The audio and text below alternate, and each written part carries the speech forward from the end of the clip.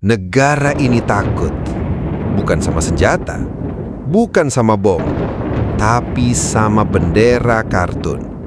Tengkorak kecil pakai topi jerami. Bayangin, sebuah bendera dari anime, kartun, fiksi, cuma gambar tengkorak pakai topi jerami. Tapi di Indonesia, simbol ini bisa bikin aparat turun tangan. Dianggap ancaman, lambang makar.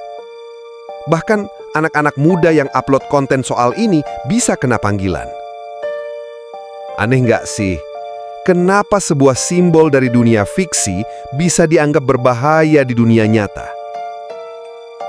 Pertanyaannya, kalau ini cuma fiksi, kenapa sampai segenting itu? Atau jangan-jangan yang mereka takutin bukan benderanya, tapi ideologi yang diam-diam hidup di baliknya. Jadi gini, beberapa minggu terakhir, simbol bendera topi jerami mulai muncul di mana-mana. Di kelas, di video TikTok, di jalanan. Ada yang bilang ini penghinaan. Ada yang bilang ini simbol pemberontakan.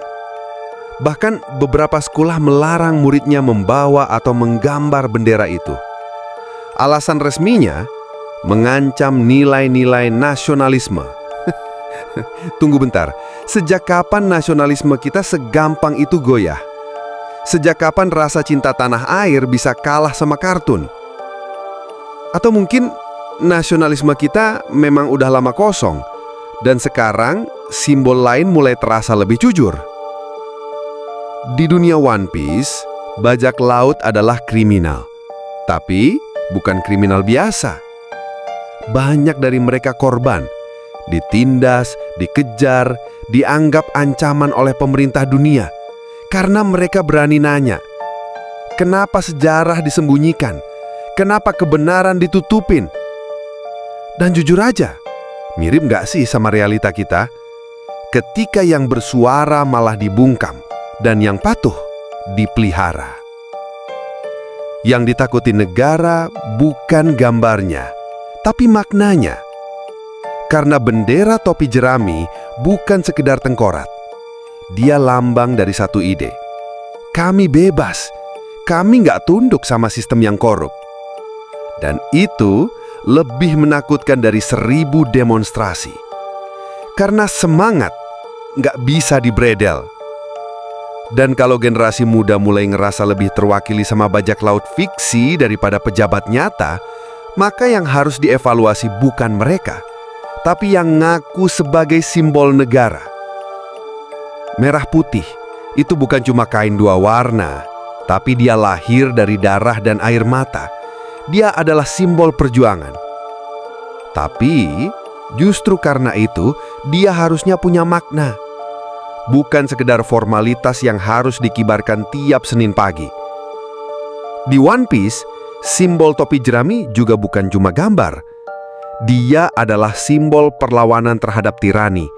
Simbol orang-orang tertindas yang berjuang cari kebebasan. Tapi semangat di baliknya justru terasa hidup, jujur, menyala. Jadi sebenarnya yang salah itu siapa? Yang punya sejarah tapi kehilangan makna, atau yang fiksi tapi membakar semangat keadilan? Bukan soal bajak laut, bukan soal kartun. Ini soal kita yang diam-diam ngerasa, kenapa bendera negara nggak lagi terasa punya nyawa? Kenapa simbol fiksi bisa lebih menggugah daripada pidato resmi? Mungkin karena kejujuran itu udah langka, dan semangat perlawanan hanya bisa ditemukan di dunia yang gak takut sama kebenaran. Jadi sekarang kita di pihak siapa? Yang membela simbol kosong atau yang mencari makna meski harus dicap bajak laut? Dan kadang simbol paling ditakuti negara adalah simbol yang paling jujur bicara. Karena simbol yang punya makna bisa menggerakkan hati, dan hati yang terbakar kebenaran itu nggak bisa dimatikan bahkan oleh negara.